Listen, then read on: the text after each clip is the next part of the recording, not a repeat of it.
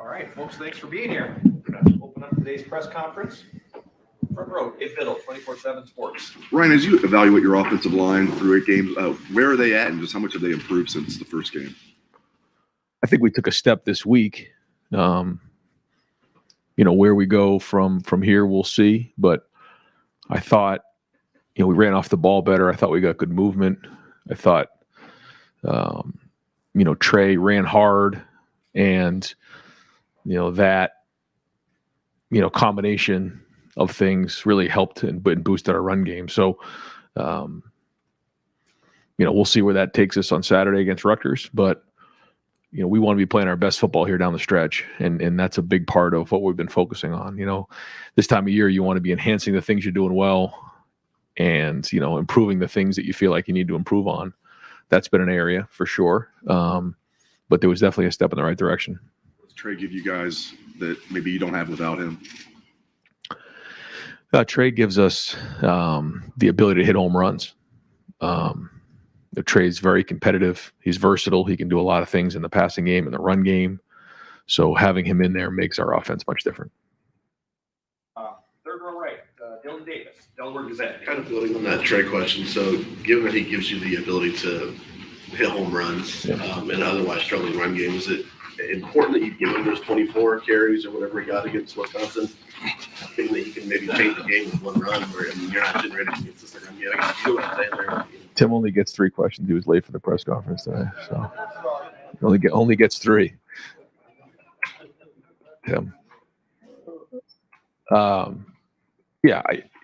think we always have to find ways to get Trey the ball. Our playmakers, whether it's again in the run game, pass game, across the board, and I think he ran 24 times in this game, and that was a healthy bit for him, especially coming off of a couple week time where he wasn't on the field, and but we worked hard the week before to get his wind up, so he was able to do that. And real quick on Emeka, is he still online? We're expecting him to practice this week. He was available for the game on Saturday. We just didn't feel like he was quite where he needed to be, and had a bunch of guys step up for him. But looking for a full day of work here today, and then a full week, and then going in. We want him to be full go. But he was ready, and he's working hard. He's a tremendous young man. I mean, just the attitude he's had, that he wants to get on the field.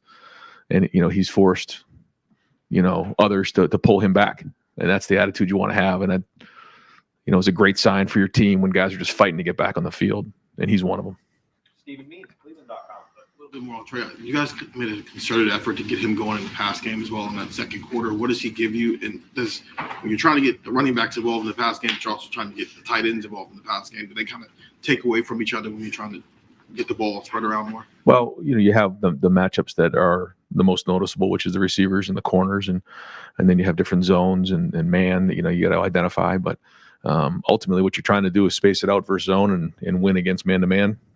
Our tight ends, you've seen Cade do some different things when he's got matched up that in a favorable matchup that he's won on, and you've seen our running backs do the same thing, and all of our guys do really well out of the backfield. But you can see certainly the explosiveness of Trey when he's out there, and that's just not something that's happened in this past game. He's done that in the past too. He's got big catches. I think his first big touchdown in Minnesota was a screen pass. He caught a big one against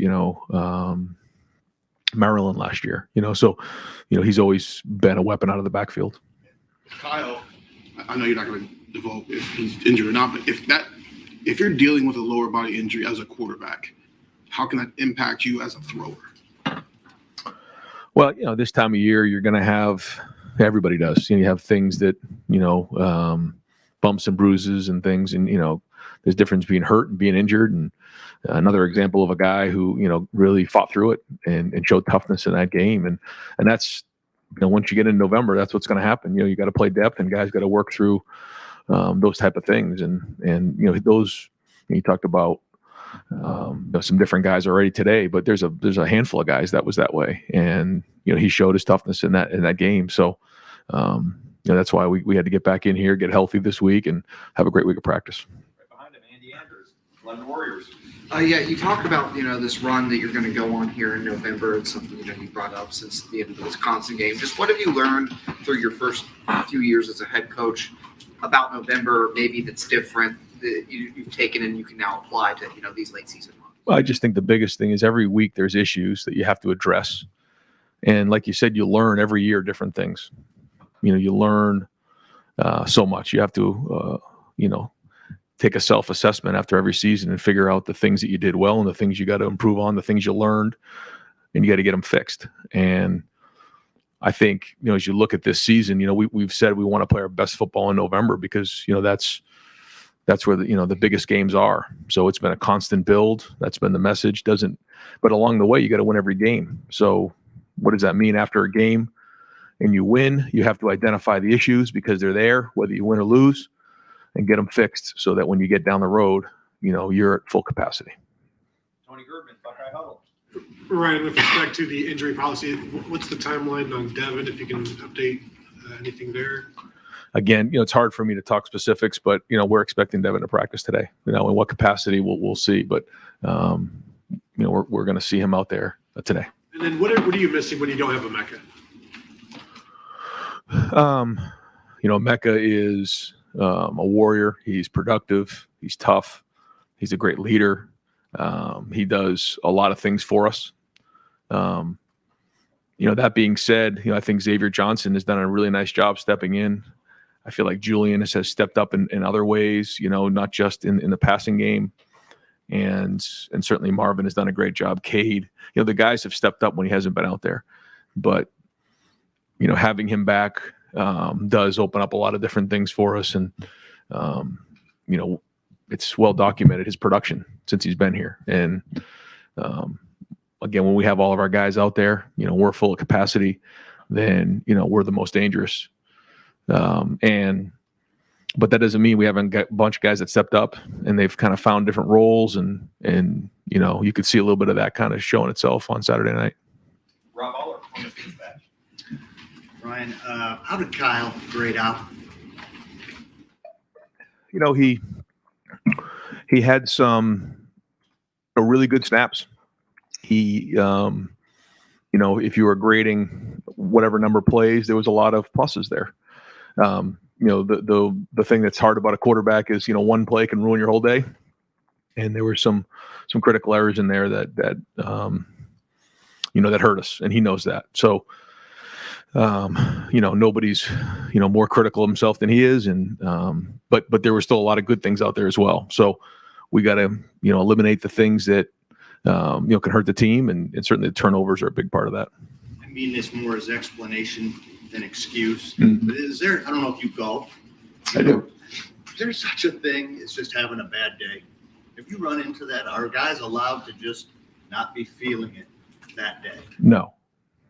And I think it's a mindset. You're not allowed to have a bad day at Ohio State, any of us. That's just the way it goes. So I say all the time, on your bad days, you have to at least be average, at the very least. Not better than that. On your average days, you got to be really good. On your good days, you got to be great. And I think playing quarterback is similar to playing golf. What I mean by that is each individual play, each individual shot is affected by the last play or the last shot because of where you are situationally, but has nothing to do with anything. Only thing that matters is that singular play.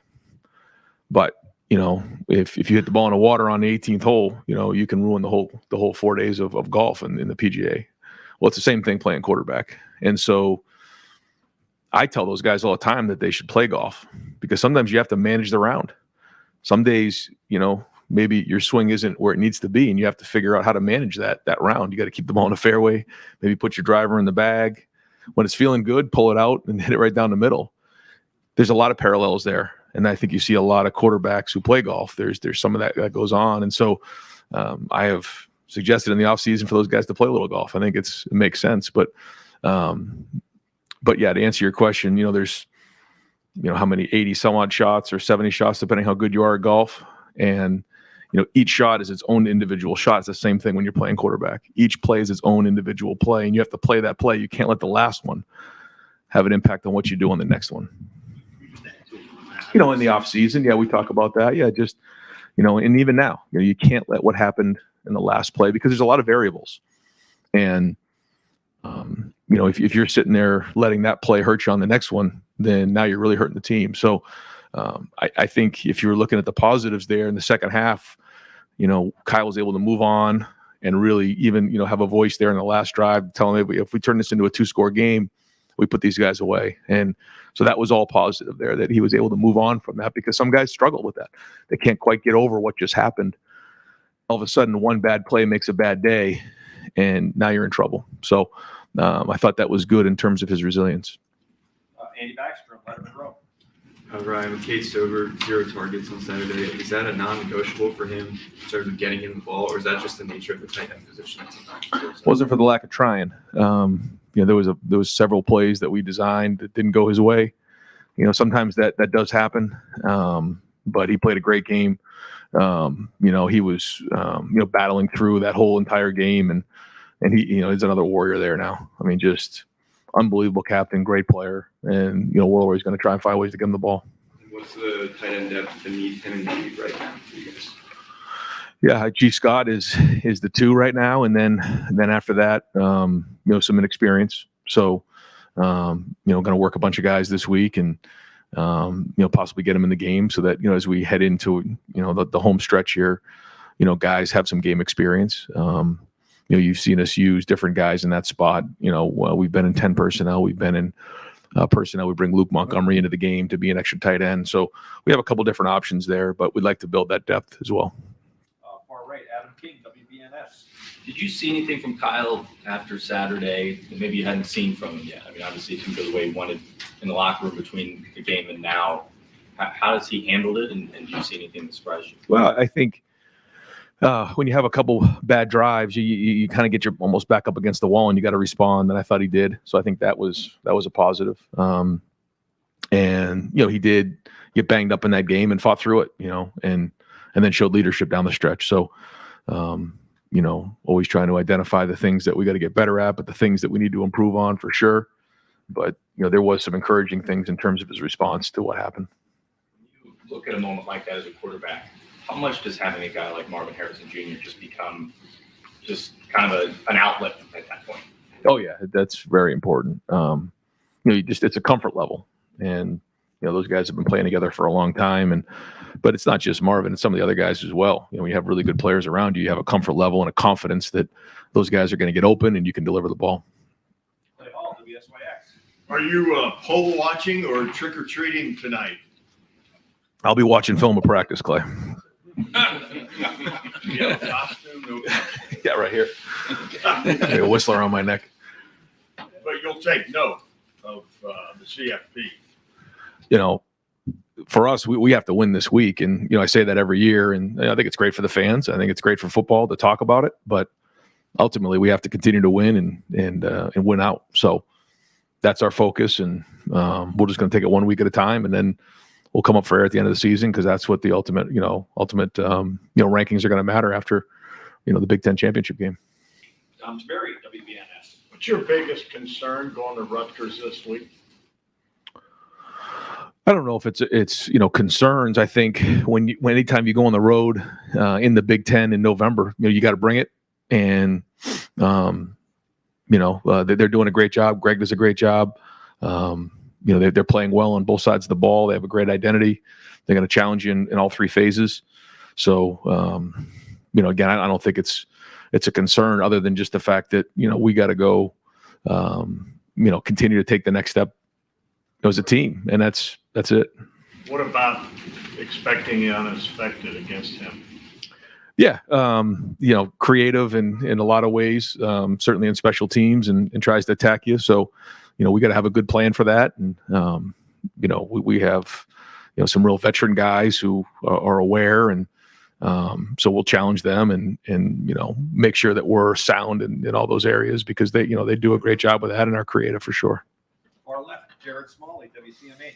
Hey, Ryan. Obviously, with Greg being back at Rutgers, they're going to play good defense, and they are. Statistically, they are.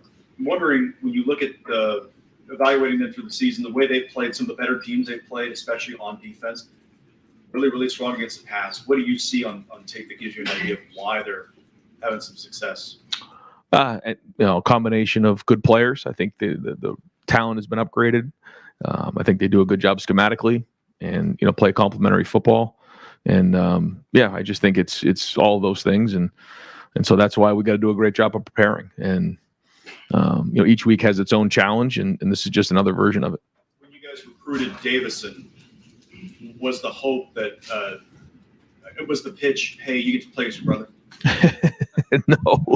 No, but no, he and his family, and they've it's been such a great addition to our program having Davidson here. Just his competitiveness, the way he comes to work every day. He's a pro, and we're awful glad that he joined us. Right in front of him, Nathan Barrett, Cleveland.com. Right after the game, you weren't even really aware that what exactly happened with Lathan. Do you have a better sense now if that's going to be long term, or if you guys got lucky there? I think probably have an update later in the week. We're still trying to figure out kind of the timeline on that, but yeah, we definitely have a better idea, just not definitive. In general, in a season like this where this offense hasn't been quite as efficient, scoring isn't quite as prolific, is the calculus for you changing at all on when to go for it on fourth down, when to kick a field goal in that plus territory, maybe especially in the red zone, fourth and short, those things? Yeah. The two spots in particular on third down, I'm as the coach, I'm going to take responsibility that, it's my responsibility to make sure that doesn't happen. We can't get, pushed out of field goal range in those two situations. So, you want to be aggressive. But, I look back and probably should have run it in those situations, added a few yards to it and kicked the field goal to make it a 2-score game. But, want to be aggressive and throw the ball. Got pushed out of field goal range in both of those spots. So I've got to think through that a little bit. So ultimately that's my responsibility. So I think, we got to make sure in that spot we turn that into a 2-score game, especially with how well our defense is playing. Maybe you look at it maybe differently this year than you would have looked at it last year, 2 years ago, 3 years ago? I think our defense is playing really good football right now. And based on how the game is playing out, you try to get an idea, are they in control of the game? I felt like, the last couple of weeks, our defense has been in control of the game. And based on that, you try to make the best decision to either make it a 1, 2, 3-score game in that spot. I think we'll have to talk about, games in particular when it comes to that. But remember, the goal is just to go 1-0 every Saturday. And that's our job. Now, again, we don't turn the ball over in the first half. It doesn't have to be as close as it had to be. But that's our challenge for this week, is just play cleaner. And I tell our guys all the time, we're in control. If we play clean, if we play well, then it's not as much of a game in the fourth quarter as it was last week. But Wisconsin's a very good team. They're very well coached, and so is Rutgers. And so, playing in this conference is not easy. And so we'll keep grinding and keep pushing, to play perfect football, because that's what we want to do. Ryan, with Kyle dealing with that injury, do you have to manage him any differently, whether in practice or even in the game, just to try to keep him healthy for the stretch run? I think you're always aware of, where guys are at. It's a long season, but you got to do what you got to do to win the game too. So that's always a balance that you try to strike, for sure. And just with Rutgers, do you see anything different in what Rutgers is doing this year in terms of their success than maybe you've seen in past years going against them? Just offensively, they have a different scheme, very similar to what Minnesota did a few years back. Same coordinator. You can see a lot of similarities to the way that they're playing, controlling the ball, and then obviously playing well on defense. Austin Ward, Ryan, podcast. When you got late in the third quarter and Kyle wasn't putting any weight on that left ankle, and you had a little bit of a layoff there between the quarters, what were the conversations like, if you had any, with Kyle before he went and got on the exercise bike? Did you think maybe about putting Tristan in to finish that game? What was going on in the sideline there? He's trying to get feedback on, what exactly is going on, where are we at, what can we do, what can't we do, are you 100% or you're not, just get rolled up, those type of things. And then you do, you make the decision on where you're going next. But he said, look, I'm going to be fine. Don't worry about me. I'm good. And so, again, just showed a lot of toughness there. I'm not suggesting it was a right or wrong decision. I'm just wondering how it played out, because you talked about Emeka fighting to want to go play, and Kyle didn't look like he was at his full effectiveness. Like, how much does that weigh in the back of your mind that he wants to do it, but maybe that wouldn't have been the best thing on Saturday? You won the game. I'm not Sure. arguing about the result. Well, I think what you do is you try to determine what gives the team the best chance to win, in that moment, but also moving forward. And you try to identify it the best you can and make the best decision you can. I actually thought, Kyle in the second half, other than a couple plays, played much better than he did in the first half. So, that was encouraging. If we saw something that was just, radical out there that, then you make the decision based on that. But we felt like where he was at, he could still function and made some good throws. Pat Murphy, 24/7 Sports. Ryan, when Justin was first starting, talked a lot about throwing the ball away. Same with CJ. Obviously, that was a topic with Kyle this past weekend. How much conversation have you guys had about that? It just doesn't seem to have come up in these settings as much. How much have you guys talked about it individually? Yeah, you talk about it all the time. You just, where is, why are we calling the play? What's the design of the play? When it plays out like that, trust your feet, trust your eyes. When it doesn't play out like that, where is your outlet? Where's the ball going? What's your plan? And then when it really breaks down, what's your plan there? Because you really can't come up with all the scenarios that may happen, right? The second play of the game, the ball's down by his ankles. He doesn't quite see the read. Like how do you can't get out in front of all these different things. Zero pressure on a certain situation, all those types of things. And so we just always talk about having a plan and constantly going through what may happen on this play. And so, for the most part, I feel like, he's done a good job of that, but there's certainly some things that we learned coming out of this past week that, I know he's going to want to get better at this week. And then, same thing on my end, making sure that, as coaches, we're putting him and I'm putting him in the best position to be successful.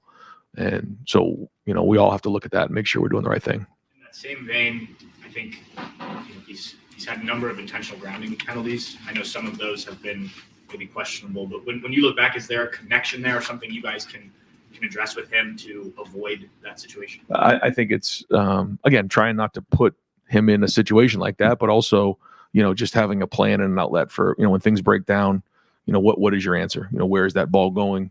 Whether it's breaking contain and then it has to cross the line of scrimmage, or if you're in the pocket, making sure you have somebody in mind in terms of a receiver to make sure that the ball is in his range so that something like that doesn't come up.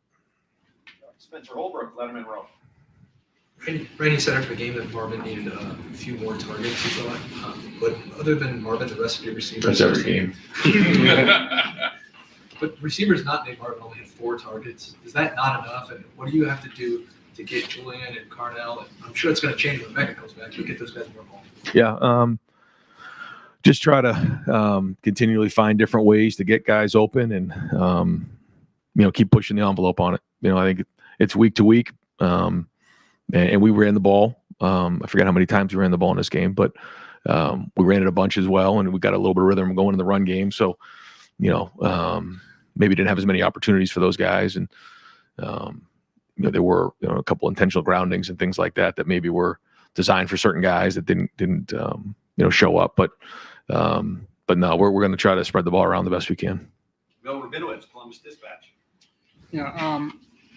Second play of the game, you referenced the low snap. On that play, the 3 interior linemen ended up blocking one guy that allowed the blitzer. I'm sure in the 8th game of the year, that's not something you want to see. I mean, you said there's progress in the offensive line.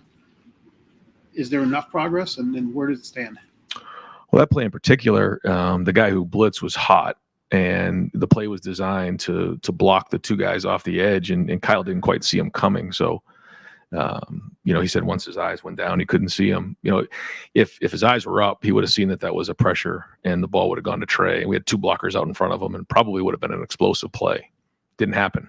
Those are the things that we just have to clean up. Second play of the game, it's like you just pound your fist in the ground because it didn't quite happen. Why? Well, the snap was a little bit low, didn't quite see it. So the line was sliding to the right on that play. So that was everything about that was exactly how we designed it, other than the ball didn't go to Trey. So I thought the blocking on the perimeter was excellent. I thought Josh Simmons did the right thing. I think, in that moment, he has to block the most dangerous guy. He felt like the defensive end was the most dangerous guy. The linebacker came from depth. So I thought he made the right decision there. Sometimes linemen will get nervous and say, well, I gotta squeeze inside and let the defensive end go. He didn't. I mean, he really did a nice job. The line was sliding to the right there. You can see the end drop. We were hot in that situation and didn't quite execute it. So that play in particular, we got to execute better. I thought the design was right. Everything was being executed. We just didn't get it there. So between Carson and Kyle, we just got to get that right. But just to answer your question overall, yeah, I mean, every play you can look at and try to, identify, where the faults are, and there's enough to go around. There's some good things for sure and some things we got to get better at. But I just think overall, when you look at how we blocked in this game, certainly in the run game, there was a lot of progress. Some things in the pass game, we guys certainly have to get better at. Do you have an update on Mayan? Yeah, I do actually. Yeah, Mayan's actually going to be out for the year. So, feel really, bad for Mayan that, he's not going to be able to play. Had a procedure done, and they let us know that he's going to be out for the season. So, Mayan's done a lot of great things for us, and that's a big hit for that room and for our team. But the good news is we have some good depth in that room, and Tony's done a good job of building it. Had a procedure, or will have a procedure? Yeah, he had a procedure done. Yeah, it was. Yep. No, different. Yeah. So. Right next door, Joey Kaufman, Columbus Dispatch. Ron, any idea on I think he still has eligibility left to it, and then any idea what his future will be? No, I don't think that's been really. I think I'm sure that he's considering what his next steps are here, but I think it's also new. He's still trying to just focus on his rehab, and then we'll kind of address that as we get closer to the end of the season. Other thing, Lorenzo Styles is at the 4-game mark. He's appeared in. He's got 3. Yeah. But what's any what the plan is for him this year? Because I guess he's got one more game to play in. The plan is for him to play in one more game, and then kind of go from there. So we just felt like if we needed him and there was an emergency that we were going to put him in the game. Other than that, we were going to try to hold this year for him to learn the position, get better. Play in those 4 games, and then keep that red shirt. Right next door, Tim May on 3, let him in row. Thank you, Jerry. Sorry about being late, by the way. It's all right. Number one, is there a knack to running an end around your jet, whatever you want to call it? And does it look like Xavier Johnson, looking for the cut up? I mean, I think it's key there. Yeah. And look like that's coming on for him. I mean, do you agree with that? What do you see there that's promising? Because that kind of developing more into a weapon. Yeah, he's he can run all of our run plays. You've seen him run counter last year. You've seen him run the stretch play inside zone, stretch from the offset. The play in particular that you're talking about is a play that the 49ers have kind of made popular there with Deebo Samuel, as a receiver, and Mecca's run that play in the past. It takes a guy who has some running back skills, a bigger guy who, like you said, can look to circle the field and then upcut when he needs to, and then kind of find his way through. But it certainly fit last week, and he's got a good knack for that, like you said. And as you look around the country, I mean, Debo Sweeney kind of went off on a caller, like on his college show last night or night before last, whatever. But the pressure he's feeling. Can you explain the pressure that you're feeling right now with an unbeaten team, probably ranked 1 or 2 or 3 in the college football playoff rankings tonight, et cetera? And, you're sitting there answering questions mostly about stuff that could be better. You understand? What does that pressure feel like internally for you? It's just that's the job. And, you try to take it one day at a time, and you try to grow and you try to learn. But ultimately, this is about the kids. This is about the players. I call them kids. These guys aren't kids. They're grown men. It's about them. And that's why you get into coaching, is to have an impact on young people. And, along the way, you're very competitive, and, you want to go compete for championships. And that's why, you come to a place that is so special, like Ohio State. And, but you have to stay focused on what really matters, and it's just those players. And putting them in the best position you could possibly put them in, figuring out what you got to do on a year-to-year basis to get it better, and then just pouring in all your time and effort to give them the best chance to be successful on Saturday, because that's it. I mean, that's why you get into coaching. And being able to watch my son play high school football this year was like almost refreshing for me, because those guys, whether it was Ohio State football or their high school team, I mean, they were living and dying by every single game. I mean, when they win, it's, dinner at Roosters, and everybody still got the eye paint on their eyes, and the girls are around and everybody's feeling good. And when they lose, it's like the world comes to an end. And that's why you get into coaching, and there's a lot of things that come with it. I get it, but the focus has to be on that. And when you think about that, there is no pressure. When you're in the stands or the sidelines, you're going, what was that call? No comment on that. No comment. I asked you a little bit about this on Saturday night, but following up, is there a sense that this running game is coming along? I mean, what like y'all kept knocking at the door until it opened the other night. Yeah, well, we took a step in the right direction, and getting Trey back helped us. But that was one game. We'll figure out where we're at this week, and then at the end of the season, you come up for air and figure out where you're at. But we know where it needs to be in order to have the balance to go win a championship. And so the one thing about this team, they come to work every week, and they want to get better every week. They prepare at a high level, and they have high aspirations. I mean, they want to win them all. So we'll get back to work today. Bill Landis, the podcast. Ryan, what you just said about sometimes offensive linemen getting a little nervous and maybe pinching down instead of taking the outside guy. Is that what happened on the fourth down play, the first fourth down play? Looked like they had 3 over Josh Fryar, 1 drop, 1 round with Trey, and then the outside guy came, and Josh looked like he was maybe a half step slow to get there, and that's kind of how the play broke down. Is that kind of what you're talking about? In that particular protection, yeah, that was a 5-man protection in the end. When the back released, you saw the safety run with the wheel route, and then you kind of have to sort out what the most dangerous is in there. So, I don't remember exactly how that fit on that side of it, but yeah, that was a 5-man protection as well. For any, developing quarterback, not Kyle specifically, anyone you work with, what is the balance between wanting to play fast, react quickly, make quick reads, but not allow yourself to get sped up in a way that impacts your mechanics and perhaps your accuracy? Yeah, it's one of the things that I talk about all the time with those guys is finding the speed of the game. You can be a second too slow, you can be a second too fast, or even a half a second on both ends. And the best way to do that and to find the speed of the game is your feet. And that's where your feet have to translate in practice to the game. And, I think when you watch Kyle's feet, when his feet are underneath him, he's trusting his eyes and he's trusting his feet. That's when he's playing his best football. So that'll continue to be the message. Is it? You mentioned feet a lot with Kyle, and it appears that one of his feet are injured. Is it hard to be consistent with that when you're not 100% with that kind of part of your body?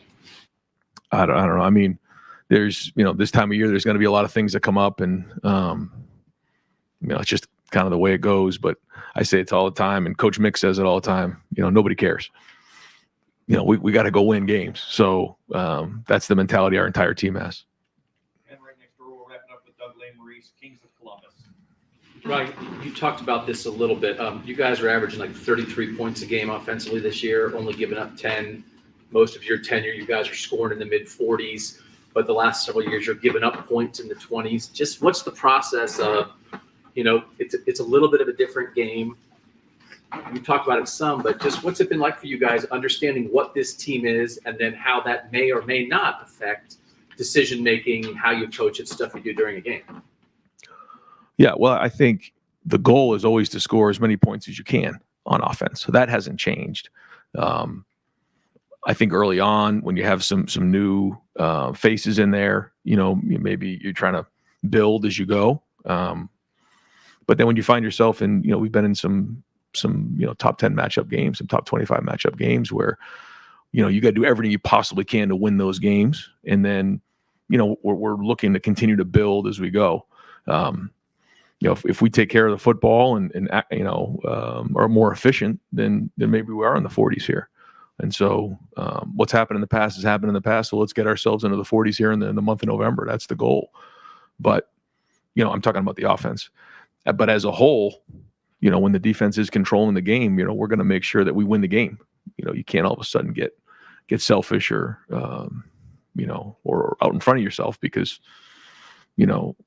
all it takes is a couple bad plays and, you're right back into it again and you put the team at risk. So we're not going to do that, but we are going to continue to fight to be the best offense in the country. And then you always talk about, right, whenever a quarterback does something, you want to know what they were seeing. Yep. Right. The first pick with Kyle, what was that conversation like? And just, 8 games into this season, in terms of your quarterback seeing the game and just decision-making in general, where is he there? Yeah, I think the feedback that I'm getting is really accurate on what's happening on the play. I certainly know he wants that first one back. And he would tell you that as well. But then there was other things that, or other times where, when you ask a question, early on, you'd ask what was seen and you'd get a different. He's seeing it great. He's seeing it. Giving really good information on the sideline, and that gives everybody confidence that he's recognizing what's going on with the coverage. He's recognizing what's going on with the routes, and that's really good. And there's been a couple times where he's given me feedback where I didn't quite see it that way, and I come back, watch the film, and he was right, and that's really encouraging. So a lot of growth there. Great. Coach, thank you very Thanks, much. guys. Appreciate it.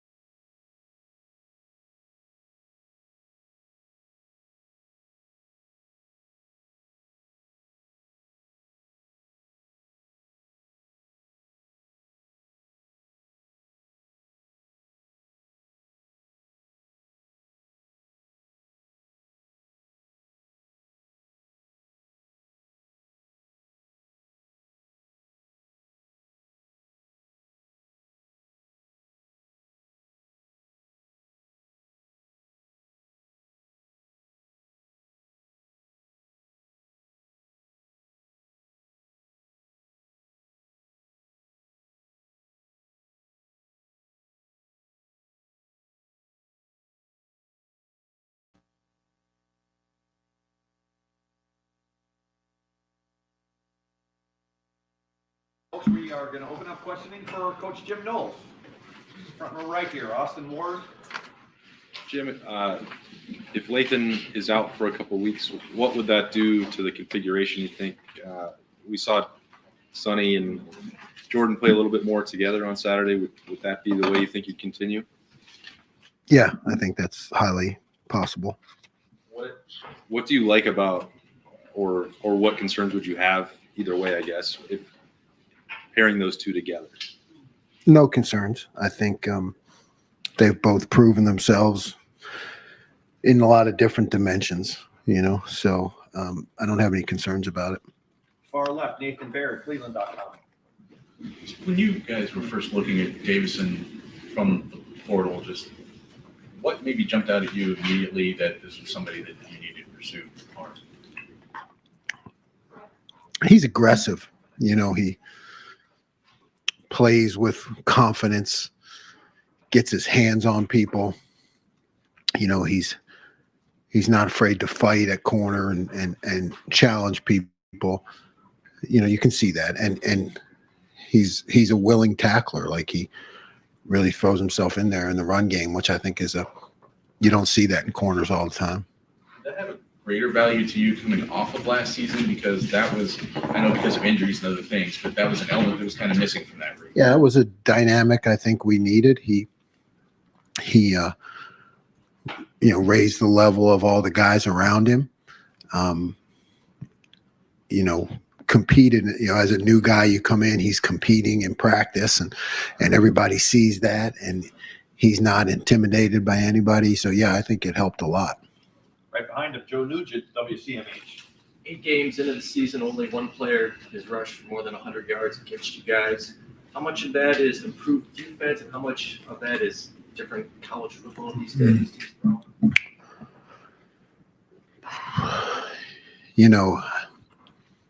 Our game is such a week-to-week thing, and you're just trying to get better all the time. And I feel like it's improvement. I feel like it's confidence. Guys understanding the system and their role in it. Being able to handle the adjustments that happen, because you spend a lot of time on a game plan, and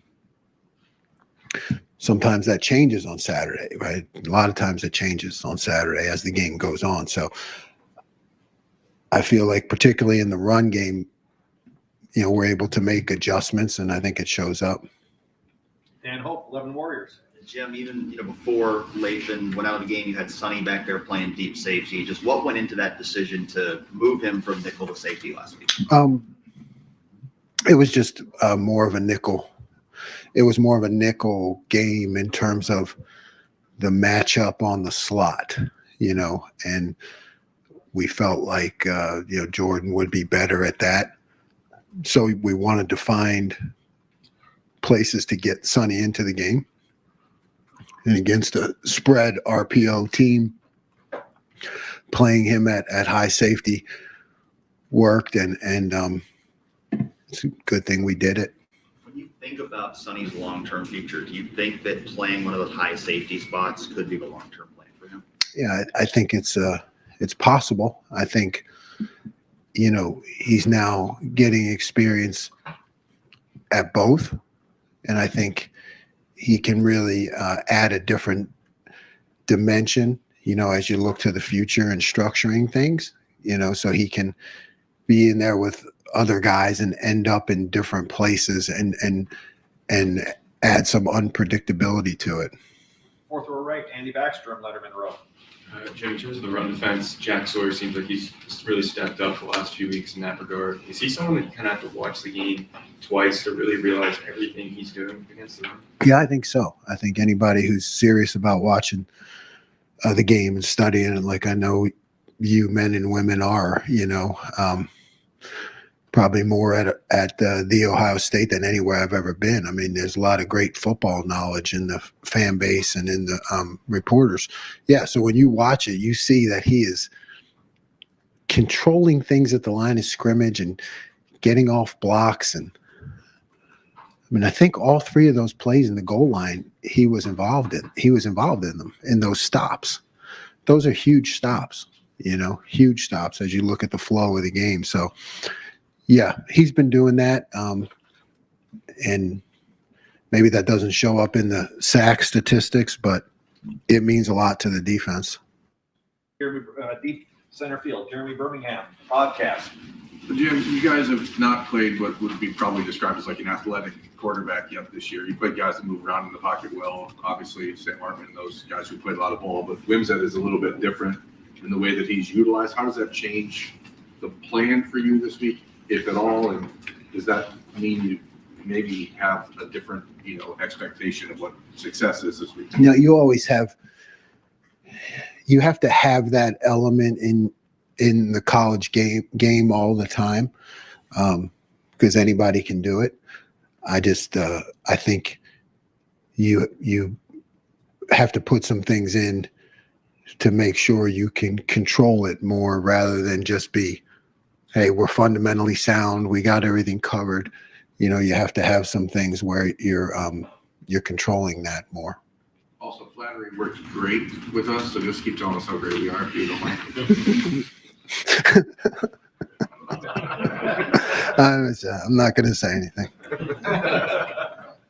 Tony Gergman, Buckeye Huddle. Jim, losing Lathan for however long, how does that change the nickel situation because Sonny's no longer there? Is Jermaine a guy that could maybe give some depth there, or is he strictly an outside guy? What is Jordan going to do the entire time? Like, how is all of this going to work in your mind and in practice? Yeah, I mean, it changes. It changes. I don't know that it would necessarily be Jermaine. He's a true freshman, so you don't want to overload him with those responsibilities. But there are other corners, that where he can go to a corner and other guys can move inside who have more experience. Far right, Adam King, WBNS. Coach, I know you're not one to celebrate in the middle of the season, but is there any part of you that in the defense that has to appreciate what you guys have done so far to be able to kind of further grow, to say, hey, look, this is where we wanted to be. Now we're going into November. Let's finish it off. Yeah, I mean, there's no time for celebration, but we have a whole category that we call, I say get better, and the defense, they say every day.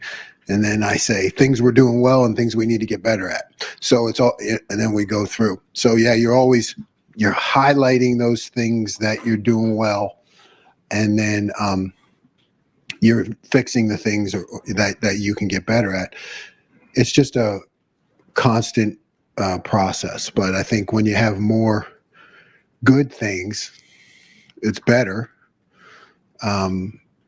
It's the praise, correct. Praise, correct. My college professor, Ken Blanchard, 1 minute manager, right? That you praise, correct, instead of, maybe at other times it's correct, praise, So, I mean, when you have more of the positives to highlight, it just, I think it helps everybody.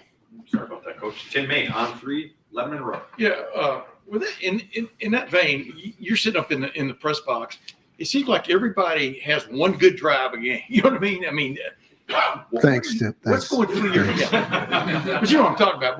But what's going through your brain as that's happening, and then y'all quickly have fixed things. I mean, yeah. We've talked about that before, Yeah.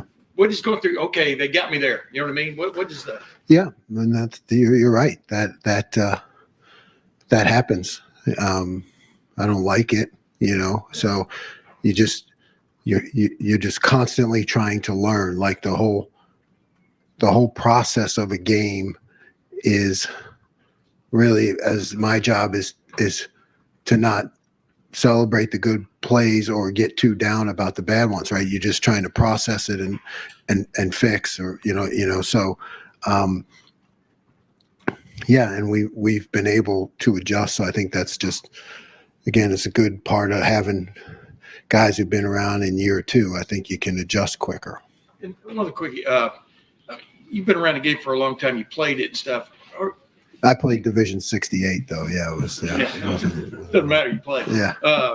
Bottom line is, do you ever sit there and marvel at fellas who have the audacity or the determination to just give it up and play this game at the level it has to be played at from a physical standpoint of, like JT Tuimoloau getting back in there after taking that little shot or whatever it was. You know, I don't know.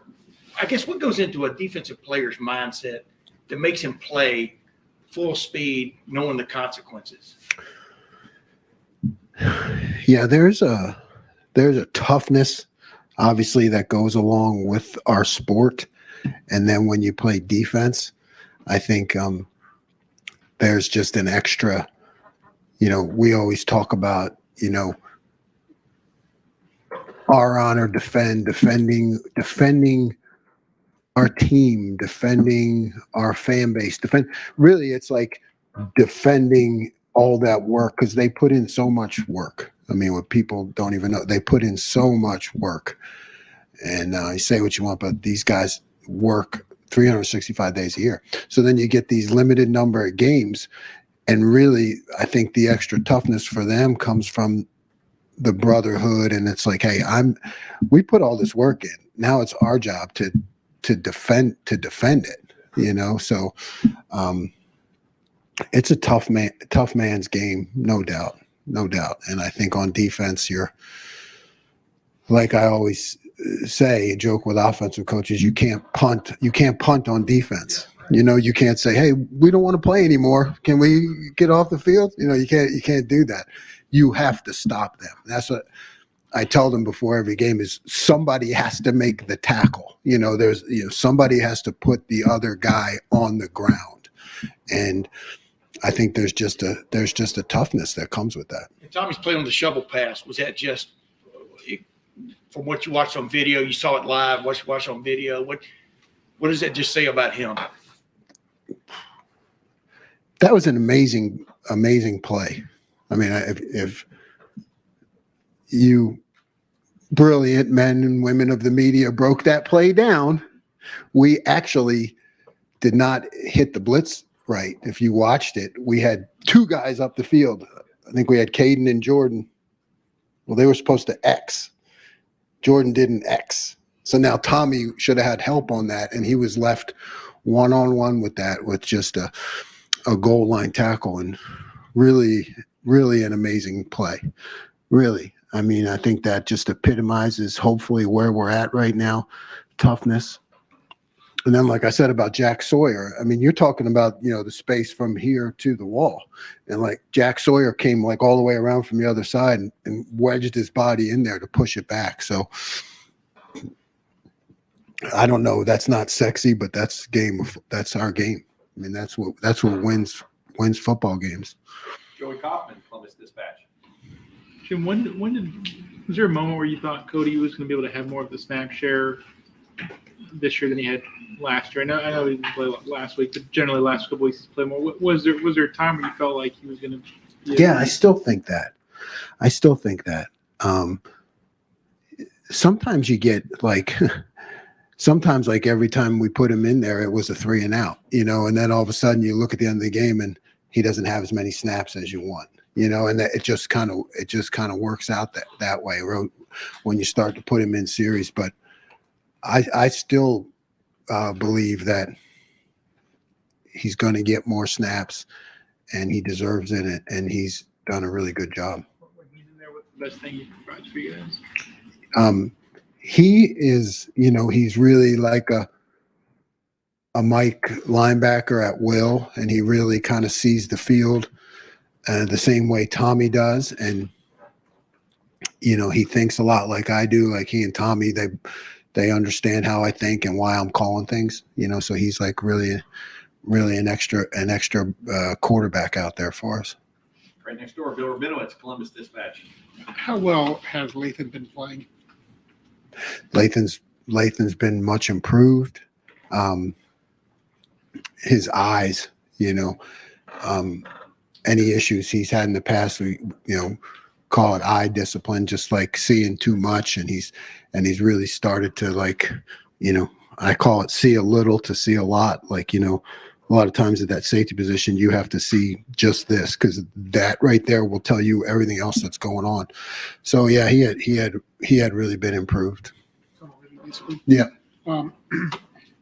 Wisconsin's quarterback Locke got you on a quarterback draw. That was the biggest run play of the game. Thanks, Bill. Thanks, Bill. You're welcome. I'm sure it surprised you because he's not really a runner. Wimsatt is. So how much of a challenge is he going to be? Yeah, definitely a challenge. And they're a team that likes to really control the ball, so you got to be very, very aware of that. You're right. That one was, when we review explosive plays, we have a category called defend explosives, right?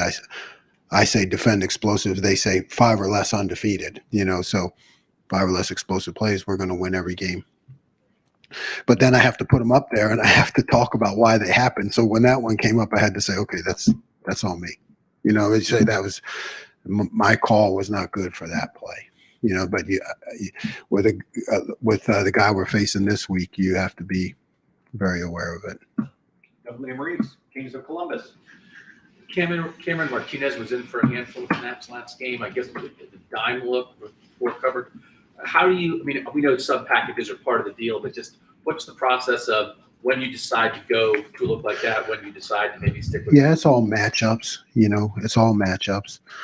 Trying to get the right matchups. Cam's been a guy who hasn't been healthy. We're just trying to work him back in. We think he can help us in those situations when the offense puts a lot of speed on the field.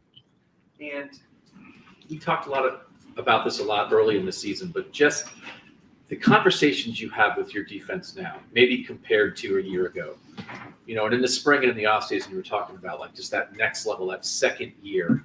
Can you just describe a little bit like how they are maybe different right now compared to year one? Yeah, I don't know that the conversations are different.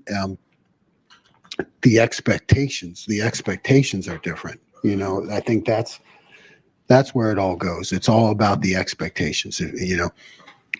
When you're just trying to learn things and,